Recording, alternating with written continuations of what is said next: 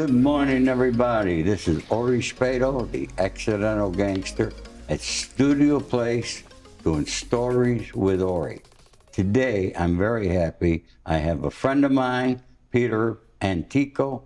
Pete and I became friends around 10 years ago. And Peter has a very interesting story. Peter was a stuntman, still is. He's a producer. Peter is very multitasked individual, very astute in a lot of different areas. And I want to introduce you, Peter. Good morning, how are you? I'm great, nice to be with you. Thank you for coming, Peter.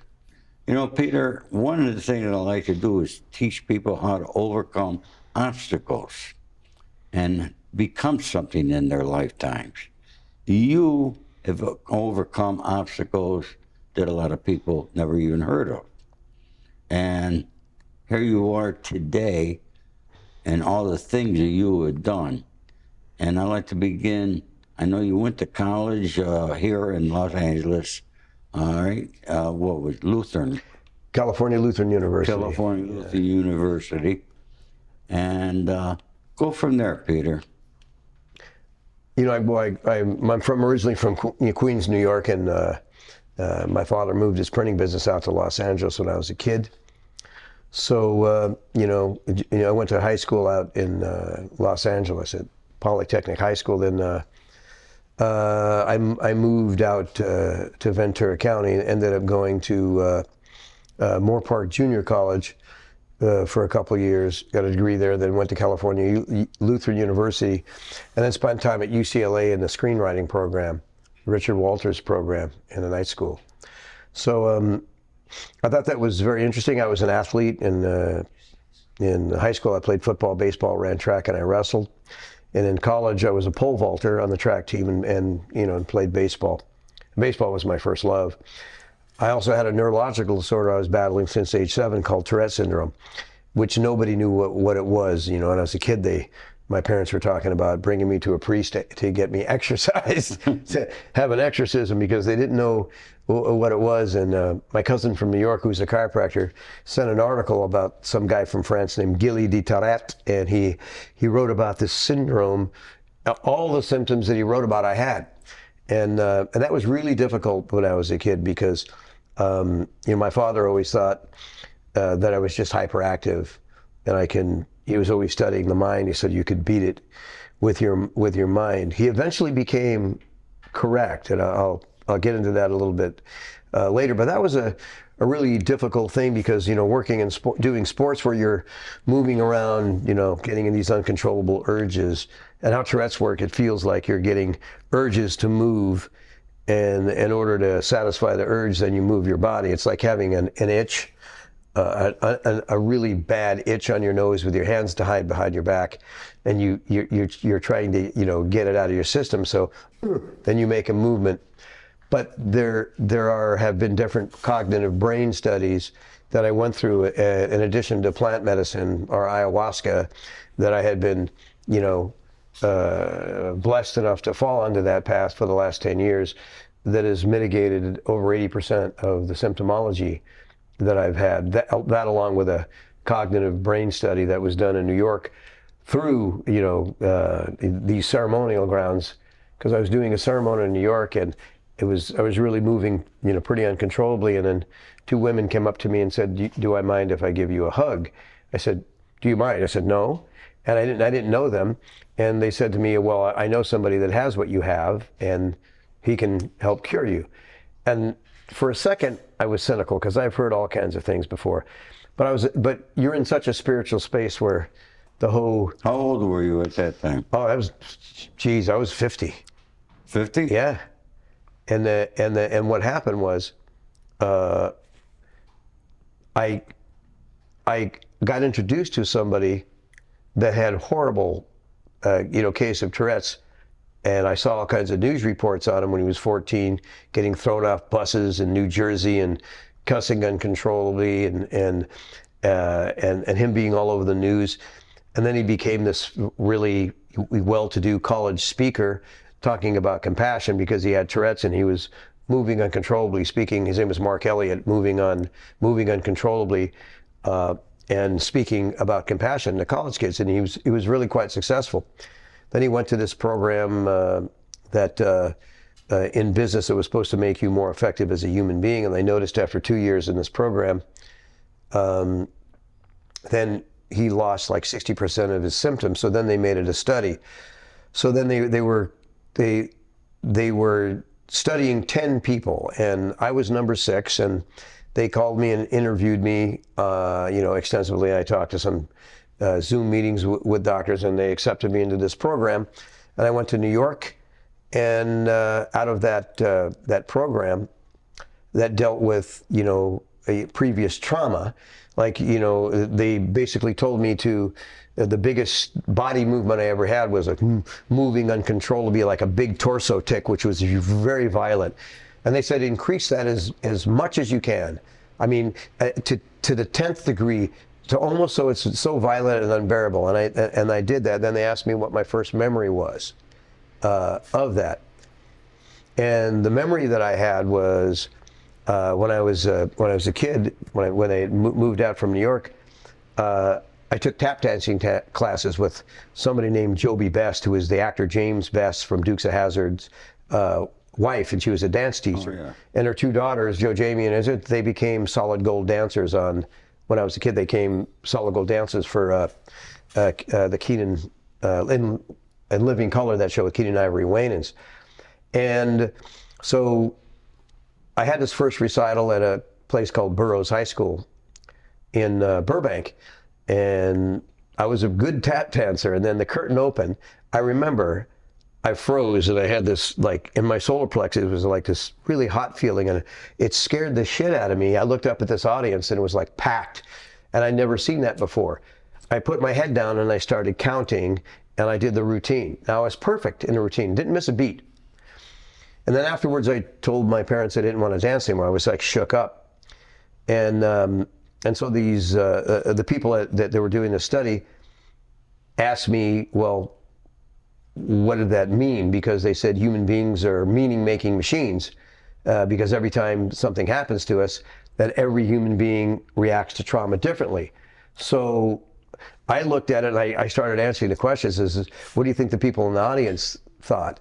And I said, well, they thought I was a spaz. They thought I was, stupid. They were laughing at me, or some people had compassion. So they made me go over this story many, many, many times. And then they asked me one more time, and I said, well, I want to know everything you could possibly think of that the other people were thinking. And I said the same thing. You were spastic. You were unruly. You were stupid. they were laughing at you, or they had compassion, or some people thought nothing. And then they said to me, can any of that kill you? And I said, no. And I started, laughing. I said, well, how is this going to help me? And they had me go over it one more time. I said, let's say you screwed the whole routine up. Let's say you shit your pants, you turned left, you went right, everything was screwed up. What do you think people would have thought? And I said the same thing. I gave the same answers, and they go, can any of that kill you? And I said, no. He said, the truth is, when you were a 7-year-old kid, you were perfect in your routine, but you made your feeling, you gave that meaning of that uncomfortable feeling, all these different labels that were completely false because you were perfect. And you were, as a 7-year-old child, you sentenced yourself, you basically decided, that's what the reality was. That was your perception. And your brain isn't cognitive until you reach, 18, 19, or 20. So that little kid, made up his mind that was the reality. So that's the reality that you were living at. And you got to forgive that kid, because he didn't know any better, because you were absolutely perfect. That stopped me in my tracks. And then for 4 hours, after that hit me, I didn't move a muscle. I was like breathing deep like a yogi. I never felt that in my entire life, ever. I said, this is amazing. And they said, well, when you take the stimulus away, then the response disappears. It's like if a kid is 8 years old and 2 have ice creams and one pushes the other kid down, and says, "You're stupid, you'll never amount to nothing in your life." And there's some kids that would stand up and go, "Piss off," not think you're an idiot, and they would just move on with their life. Other kids would react differently and be traumatized. And their entire life, they will be proving that they're worthy and they're good enough. A lot of these people are overachievers. They we go to MIT, doctors or high-level lawyers or people that are extremely successful in business. And is it something that a lot of people have, Tourette's? Is it? Because a lot of people haven't heard of it. Well, there's I don't know. There's probably 400,000 in the United States, but it's the byproducts of Tourette's are attention deficit hyperactivity disorder or obsessive compulsive disorder. The most prevalent symptoms of Tourette's are obsessive compulsive disorder, which some of the symptoms were put out by Nick Cage in that movie Matchstick Men, or Thomas Jane in the latest Terminator, which I advised both of them on how it works so they could play it correctly. So you've been an advisor on several films. Yeah, in regard to that. But I want to say something that's important to children. If a child reacts and someone says something that's negative or detrimental when they're a kid, and they take it to heart, they could be the most successful, high money earners. Some of them in the on the planet are extremely in the top 5% of people that work, but they don't believe that they're good enough. They're always proving every day of their lives, because that's the I call it the loop of addiction to behavior. That's the behavior they know. And the difference is there's one circle of behavior, the other one is love. And then, when you're young and you're impressionable, those two get collapsed.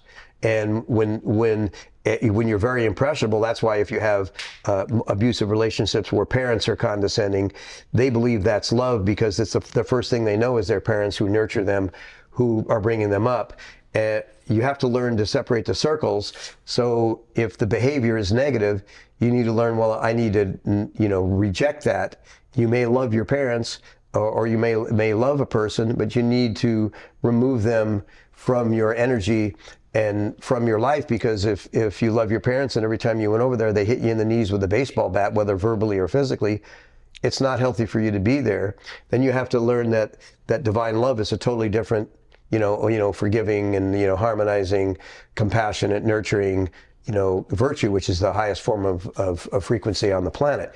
So once people can separate those two, then you can understand where you can climb on much higher levels of consciousness, because most people are controlled in this world by their reactive mind, by their reactions, and their reactions are none other than the programming and the frequency that they have within their own spirit. Because if you speak yourself negatively, you speak to other people negatively. If you speak to yourself positively, you speak to other people positively, as within, so without. That's right. Peter, how did you get involved in Hollywood? I had Tourette's when I was in college. I was a pole vaulter, and I was taking political science and English, and I had economics courses as well, and physical education, because I loved athletics. So I always had a really good brain. So I loved a lot of subjects, but my professor then wanted me, I was very good in speech and debate, so my professor wanted me to go to law school. He said, I want you to switch your major to English. And I said, why? What's wrong with political science? I thought that would be better if I was going to be an attorney. They go, well, you have to understand that lawyers deal in contracts and language, and they're masters of language. The more you increase your vocabulary, the more powerful and more educated you will appear to be. You may not be able to, maybe think as fast as somebody that understands high-level mathematics, or math theory, some of the right brain people that understand high degrees of hyperscale geometry. However, when you're talking about the vocabulary, when you increase it, you're just saying the English language in words that a lot of people don't understand. And you're able to craft sentences with advanced vocabulary, which is what they use in law. And many times in law, it's not what's in the contract, it's what's omitted. So you really have to understand, you know, how language works, and you really have to understand what the meaning is of different words in the context that they're written. So he said, go buy a Roget's thesaurus, put it in your back pocket. In the middle of class, when you're eating lunch, in between classes, sit down and read from page 1. Just continue reading that thesaurus and increase your vocabulary. When you go speak in the world, you're certainly gonna appear like a very, very educated person, because most people that are not educated or don't push themselves with language, which is the way we communicate. And you know, the best source that we have is communication, and communication is key to everything. I'm always talking about communications, which people are not doing in this world anymore. Communication is through your cell phone, texting, but people are not talking to each other. We need more people to get more involved in communication. That's my thinking. I think that'd be very wise. But, you know, I don't think people are getting the education in today's world that we used to get. Well, you know, you have to understand there's a curriculum in something called programming. What's programming? You have a curriculum that was designed for people to kids to go into, and they learn a particular curriculum or programs that were designed to teach them a certain myopic scope. That's not education. That's not creativity. Children should be allowed and put in a place where they can learn what lights them up. They may love science and innovation when they're 5. They may see Bill Nye the Science Guy, or they may look at things that really inspired them, or aeronautics. Somebody may be obsessed with being a pilot. They could love plane or ships. That should be cultivated. You know, I didn't really I get educated until I believe I went outside the school system and studied ancient civilizations, Egyptology, the Egyptian Book of the Dead, or Sumerian or Lemurian or Babylonian or Atlantean civilizations, because respectfully, you know, in this world, frequency is everything. Frequency can harm you, or frequency can heal you. Nikola Tesla proved that in the early 1900s, where he had methods to, you know, get free energy or extract energy from the sky. He even stated that one day that you'll be able to talk on mobile devices without wires. And you're talking about a high level. Then there's the Tartaglians, different races that had advanced cities with water, with unbelievable architecture on some parts of the world, and on other parts of the world, then you have horse and buggy, which is like antiquated. So, I mean, and then there's a sole question, who built the pyramids? You think the slaves can carry, you know, 10 tons of rock that are cut precision, like so precision, one rock put upon the other, you know, 75 or 80 feet in the air. How did that happen? They didn't put it up on an elephant's back. How is anybody going to carry that up on a pulley system? You know, people actually think that there has to be another way, both with frequency and vibration, where the vibrations can move matter, which they have, basically some anti-gravity issues, but people never ponder that. How did they build? They take it for granted. Oh, the slaves built it. Really? So they were that strong? I mean, I don't know if anybody has ever tried to attempt a 10-ton rock without the proper tools. I never thought about that until you just mentioned it. Yeah, it's just. I doubt if anybody's ever thought about that. Yeah, well, there's everybody thinks this is a slave, like you said. Yeah, but you know, but it isn't. You really have to look at how these things came about. And because, like, really the old way is the new way. Our human beings, our spirituality or our frequencies, we're symbiotic with nature. When nature is out of balance, the human race is out of balance. The human species is out of balance. When the human species comes back in the balance, nature will come back in the balance. Because, you know, like our dear Mother Earth, who provides resources and sustains life for every sentient being on this planet.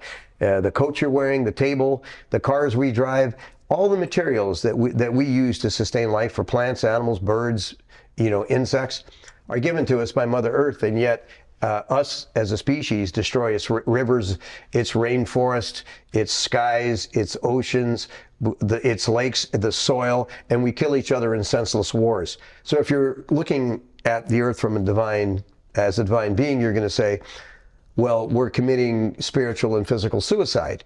Now, that has to shift, and I believe the consciousness is shifting, because there are a lot of good people, a lot of people that I believe are angels in this realm that are signed up to be here, so they can assist in this transition of consciousness. Because you can see in the world today, it's starting, the divide is coming. People that are awake and conscious, and other people who are more like have some kind of a beam, that they're myopic, and they refuse to look at the reality that's in front of them. People are afraid to look at darkness, and you shouldn't, because you have to know the darkness to know the light, and the trees with the deepest roots grow the highest to the heavens.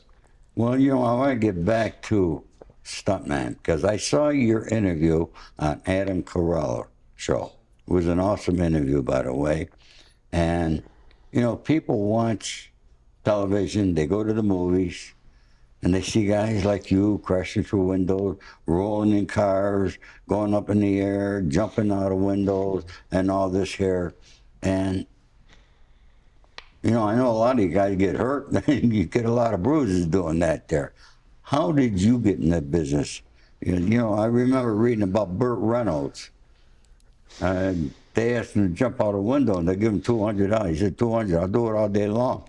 And that's how he got started. How did you get started, Peter? First of all, talk about that there, because you very well versed into that field. First of all, much love and many props to Burt Reynolds. He's the godfather of the stunt industry. He gave Hal Needham, who really gave one of the founders of Stunts Unlimited, respect. And Burt Reynolds allowed Hal to direct, Smokey and the Bandit, which was made for $7 million and grossed $150 million. And he was a stuntman that directed. And then obviously the movie Hooper, which actually put, I think, stunt people on the map, which created an influx of people coming to Hollywood from all over the world to do that. But how I got in it, I was an academic and moving around like this. And then I met a guy through a friend of mine named Monty Cox, who was a world famous animal trainer. The tiger in Apocalypse Now was his. He was in the Philippines with Francis Coppola. He did a film called The Day of the Animals. He did Daktari, the Lincoln Mercury cougar, the live cougar. Those were all, his animals. And his wife at the time, Susan Baccalini, was the original, the female that was swimming naked in Jaws 1 that got eaten by the shark. And because Monty lived on a boat, he's the most, if he was 6 foot and had dark hair, he could have been James Bond, because he was a member of the first 10-man skydiving star that ever came out in the United States of America. He could sail around the world. He was a master diver.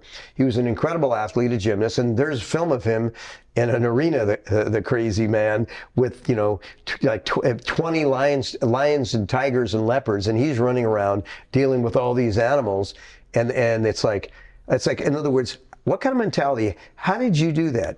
But animal psychology is completely different than human psychology. And he was teaching me, how to read animals. And first time I met him, I walked out in the desert with a lion named Masai and a cougar, and the Lincoln Mercury cougar. And I saw him.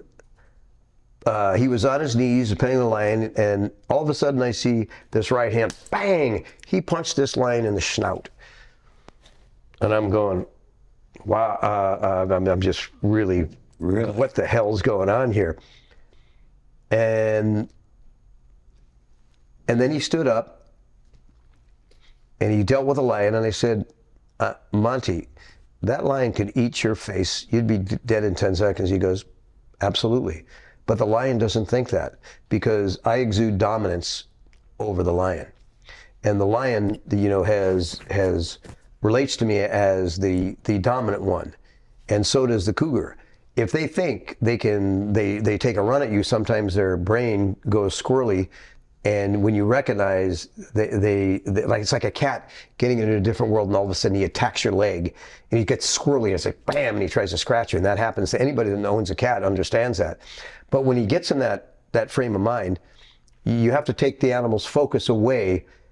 Bang! Sometimes they do something quick, and they take the focus away. Once they take the focus away, Then the cats, no problem, the big loving cats. And if somebody tried to attack Monty, that cat would eat whatever was trying to attack Monty. The psychology, it's like someone saying, I have a way with the animals, and the cat's eating.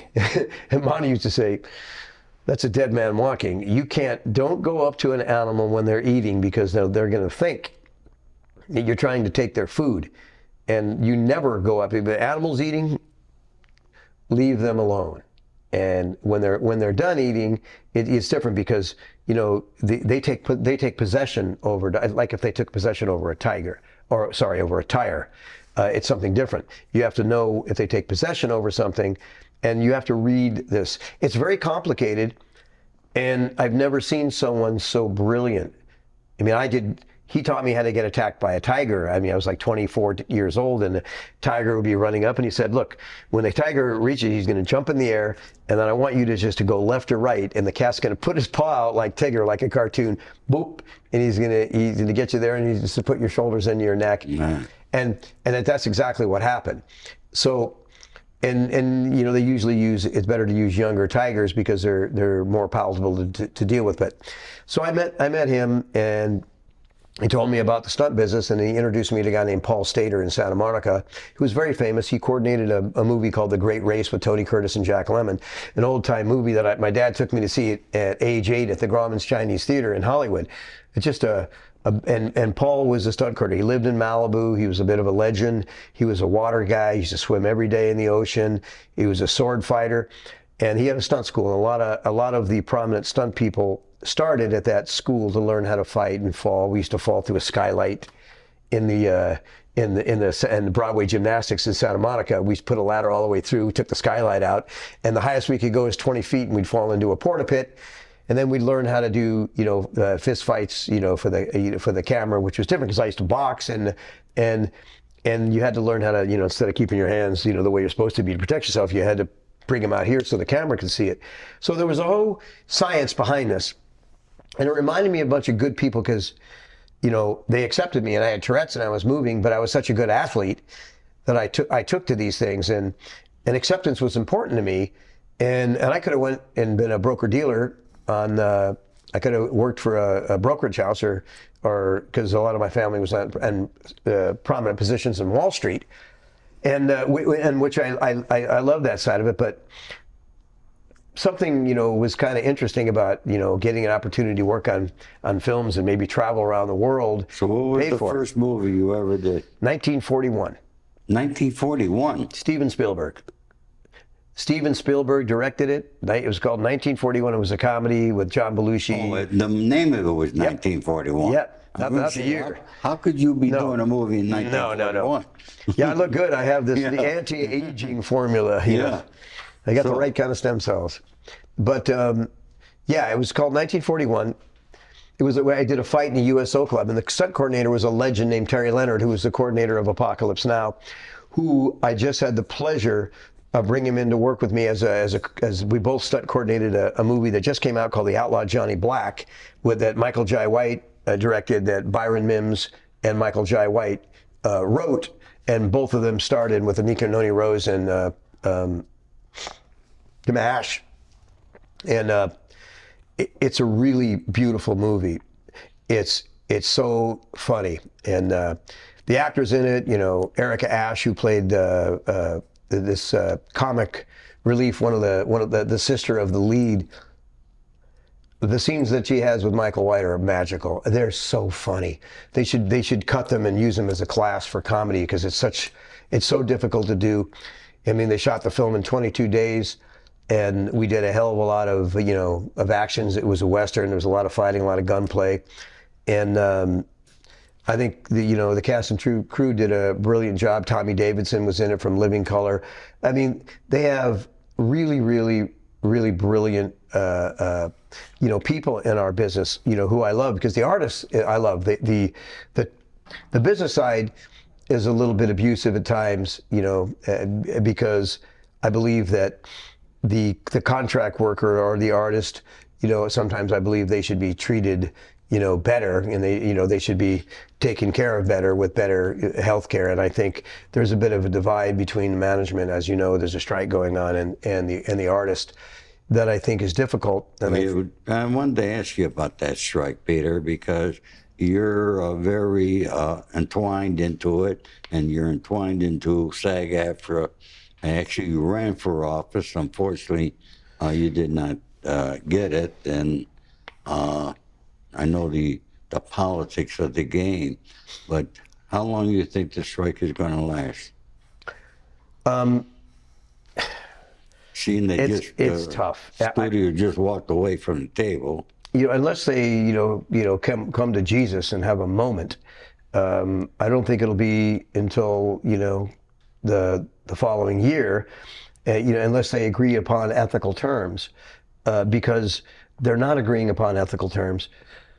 As a senior citizen, Ori, so you got a Social Security raise last year of 8.7%. So the Directors Guild, in their cost of living increase, settled for 5% in the first year, 4% in the second year, 3.5% in the third year, and the Writers Guild follows suit. I don't know what their economists were thinking. That's an epic fail. I mean, it doesn't make any sense, because you're giving senior citizens 8.7%, and that's from the Bureau of Labor Statistics, where they got those stats, from the Consumer Price Index, because in 2021, the rate of inflation, 6.5%, and in 2022, 7%. And the AMPTP, the people we're bargaining against, the producers, are not even recognize that that's got to be in arrears. So there's, you're talking about 13.5% for the 21 and 22. We're in 23. The rate of inflation and the CPI is 5%. But that's excluding energy, food and energy. The price of food in the last 2 years is up over 70%. The price of residential real estate is up 30%, though commercial real estate is tanking because everybody was working from home in the office space. I think at SAG-AFTRA now, they're only required to go in, 2 days a week. And across the country, that market is tanking. And a lot of those buildings in Los Angeles are asking to convert into residential, the commercial spaces, because this is one of the most treacherous commercial real estate markets in the country that we've ever seen. Well, you're saying all right, you said Social Security last year was the highest that we've ever got. So now this coming year, it's only going to be 3-something. 3.2%. 3.2%, which this is low. It should be. They should govern it or index it. It's usually indexed to the CPI, and I don't know why they're not, coming up. It should be closer to 4.8%. In my opinion, because if you continue to have food supply interruptions with all these farms are talking about this green energy, trying to say unscientifically that you shouldn't have cows, and this ridiculousness, and gas stoves are trying to be discontinued, which absolutely is complete bogus information. It doesn't make any sense at all. But if you keep doing that and you have increased the price of oil, because the BRICS nations, Brazil, Russia, India, China, and many other countries who have joined, are attempting to trade in their own currency and get off the petrodollar or get off U.S. dollar dominance. In fact, their actions are like de-dollarization. And the reason that there would be any kind of war or physical conflicts is because anytime someone attacks a world reserve currency, and that would eliminate dominance from the U.S. is going to fight that. And they've done it throughout history. So, but if they do continue to do so, because the U.S. had always protected, the Arab Emirate republics where all the oil came from, that was their deal. But if the Arab Emirate republic then tries to go off the U.S. dollar, they won't be protected anymore. So the whole world stage of economics, is shifting, and you really have to understand that inflation acts as an invisible tax on anyone that's living on a fixed income, because you can't purchase the same goods and services with the same dollars earned. Well, that's a subject that's very high over most people's heads, Yeah. and they don't understand. And there is I watched this show with great enthusiasm called The Paradigm of Money, which you directed, and it was produced by Oliver Stone's son, Sean. And It's something that I feel that everybody should watch so they could understand really what money, how it works, what happens with it, you know, how the banks make money, using your money, and there's so many different facets into it. It's something that people have to watch more than once, actually. They should watch it a couple times in order to understand it. How did you know? I know you also worked on the movie Wall Street, so you're very entwined into money. Okay, you worked with Oliver Stone on Wall Street. I think you advised him. Wall Street too, and some of the Federal Reserve issues. I had given him back and forth a lot of information because there was an immense fraud, going down. They had something called the Troubled Asset Relief Program in 2008 in the Great Financial Crisis, called the TARP, and the Congress voted up, $700 billion to bail out, the toxic mortgage-backed securities that were entwined in the banking system. And then Hank Paulson, the then Secretary Treasurer, who was a former CEO of Goldman Sachs, ran an end around and took that money and bailed out AIG, which is an insurance company, at 100 cents on the dollar. So when you're bailing out AIG at 100 cents on the dollar, and no companies are ever bailed out if they're going BK bankrupt at 100 cents on the dollar. And the reason he did that is because Goldman Sachs, the company, had $12.9 billion of insurance taken out called credit default swaps. A credit default swap is insurance on mortgage-backed securities.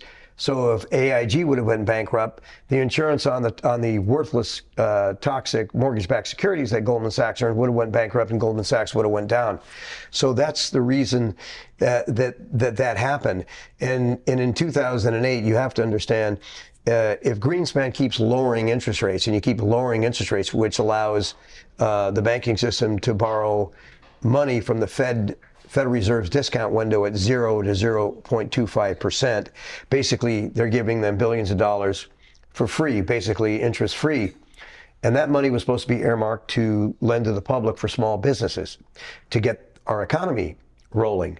Instead, they bought 30-year, Treasury bonds at 4%, pocketing to, 3.75, 3.9, and the arbitrage. It's like, I want the bank of Pete Norrie. You give me $10 billion and for nothing, and I'll invest it in an instrument for 4%, and we just collect the money without doing anything.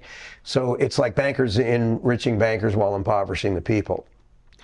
Peter, what a lot of the people like to know is some of the other movies, some of the stars that you worked with, and that you actually were their doubles. In the stunt world, switching from finance to stunt. Yeah, that's like Tourette's. That's like one. That's like. Well, that's what I do. Because Tourette's is like having. I want the audience to be tuned in and watch this. Well, this is like a Tourette killer, because Tourette's is like having a radio in your head with all the frequencies are jammed and all the channels coming at once, so you hear everything. Peter, from 10 years ago to now, it's like you don't even have Tourette's. Yeah. Well, thanks to God and thanks to plant medicine and the divine forces that are guiding me, and everyone is connected, and the more people eat healthy and meditate and throw your electronic devices away, spend time in nature, because the more you disconnect from this matrix of media control, and you're out communing with yourself, your heart, your spirit, and nature, and then you get back to reality, because the human race, the human species, is extremely powerful. If they ever all came together just in meditation and understood the power of their own divinity, this world would change in a heartbeat. So now going back to your stunt question, the stunt question would be, I've doubled Sylvester Stallone, I've doubled Robert De Niro, I've doubled Al Pacino, I've doubled Don Johnson. They're some of the biggest names that I've doubled in my career. What movie did you double De Niro and Stallone in? I did Midnight Run and Showtime. Oh, you did Midnight Run. Yeah, and that was a big film. You had Corey Eubanks doubled Bob driving, and then there was Spiro Rosatos and I were doubling him, doing a lot of physical things. And then I think there was one other double named Mario Roberts. It was such, we had 3 units going at a time, and a lot of us weren't were available for certain amounts of time. So, you know, we were switching out and doing things. But that movie was probably one of the best written films by George Gallo, who I co-starred in the first movie he ever directed, called 29th Street, which everybody should see. When it came out, they had a movie called For the Bomb. It's called For the Boys, but I call it For the Bomb. It was a Bette Midler, Jimmy Caan film that was made for $50 million. It tanked at the box office. George's film, It's a Wonderful Life, was like, that's the reason I say that as a Freudian slip, It's a Wonderful Life, because 29th Street was really in the vein of It's a Wonderful Life. A powerful story based upon the true life experience of Frank Pesh, and a lottery ticket with Danny Aiello and Anthony LaPaglia and Lainie Kazan, you know, and Frank Pesh and Tony Sirico, rest in peace, who played Paulie Walnuts in The Sopranos. Right. And we had a really wonderful cast of people. A girl named Donna Magnani played my wife. I played Danny Aiello's son-in-law, and Frank Pesh's in real life, or Anthony LaPaglia's brother-in-law.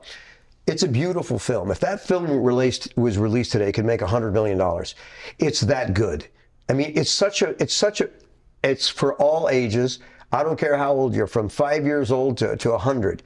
That film resonates within the hearts and souls of everyone. And I still believe that's the best story that George has directed. It had so much heart and so much soul. And George Gallo, I regard as one of the most prolific, phenomenal artists and writers, you know, in Hollywood today. And he doesn't stand up on a platform and speak much. And, you know, getting, you know, films produced is a monumental task. I know he's directed some things that have been, I think, warmly received. But they really should, you know, give George a bigger, in my opinion, a bigger platform, because he has Bob De Niro wanting to work with him. He's got massive amounts of talents that want to work with him because they love his writing. And respectfully, Midnight Run should go down as one of the best written scripts of all time. With Charles Grodin, I was on the set in the train car when Bob was talking to Charles Grodin Grodin was handcuffed to the side, and I watched Bob do 4 different takes. He just, boom, and here I was in acting class, and you never replace a word. It's so disrespectful to the writer. You must say it exactly. You will say it's exactly as the writer has put down on the page, or you won't work. It's very disrespectful to do that. So here I'm watching one of the best actors in the world, bar none. Every take, he said that. He said the words 4 different ways, he replaced almost every word and said the same thing. He said the same thing. He knew the story, so he just expressed to Charles Grodin the same thing that George wrote in 4 different ways. And I was like flabbergasted. I said, what are those teachers talking about? Here's Bob De Niro, you know, knowing the story. Because, you know, when I was taught by a brilliant actor named Alan Rich, it's basically tell the story. But it's like how you tell the story. If the story is the fox jumped over the dog, your job is to tell the story. The fox jumped over the dog. Okay, I did it. You won. You're a successful actor. You could say it, the quick brown fox jumped over the dog. The quick brown fox jumped over the lazy flea-bitten dog. The quick brown fox jumped over the lazy, pockmarked, drooling, flea-bitten dog. All of it. No matter what way I say it, I just said the story. I told the story. The fox jumped over the dog. So if you know the story, a lot of times you know everybody's lines, and the gift is to listen and respond. Because when you listen and someone's telling me something, if they don't get it right and I know the story, I'm just responding organically. Because there's some people that are vapid. They just wait for the last word, or they wait for the key line, and they're sitting catatonically like a blank screen and with no reaction, and then they spit out their dialogue. That's basically mimicking. If you do many takes, that's mimicking. When you're involved in creation, you're listening powerfully. Every time someone speaks, you respond organically. As sometimes Bob De Niro is in a scene, someone's got a monologue speaking a page or a page and a half, and they put the camera on him, and he's listening intently, and you can see things going on. And then somebody responds. That's in its truest form. Good listeners are good actors. That's why like the groundling theater and comedy, the groundlings who are so prevalent for putting, many people on Saturday Night Live, improvisational comedy, because it teaches you how to listen, and then, listen, yes, and, oh yeah, the guy came back and he was a peanut farmer, and then he had 2 chimpanzees on his neck. Did you see that? Oh yeah, I saw that, and the chimpanzees were wearing 2 pink hats, and then they jumped to this lady over there, and she had a pie, and they hit the pie and knocked her and hit her in the face, and then they keep building on that story. Nobody denies anything, but you have to listen. So I think some of the best training for actors is improvisational comedy. And like Jackie Gleason was a brilliant comedic actor, but when you see him as Fast Eddie Felsen, with Paul Newman, when you see him in The Hustler, you see what a brilliant performer is, because when you're listening to somebody, magic happens. You got to listen. People don't listen. And on that note, Peter, I've been told that we're running out of time here. I could spend the whole day here with you, and we both know George Gallo, and he is everything what Peter says he is, and I'm happy that he's my friend. And Midnight Run, I remember I was talking with Nick Pileggi on the phone, and he said, Ori, I didn't know that George wrote Midnight Run. That's my favorite movie. This is Nick Pileggi, who wrote Casino, Goodfellas. He's got another big movie coming out in March with Robert De Niro. I couldn't believe him. So I got George on the phone, and I made the introduction, and then we all had lunch together. But it was awesome. That happens to be Nick Pileggi's favorite movie, Midnight Run. So on that, folks, Peter, if you have one thing that you could tell a young person who wants to become an actor in Hollywood, what would you tell them?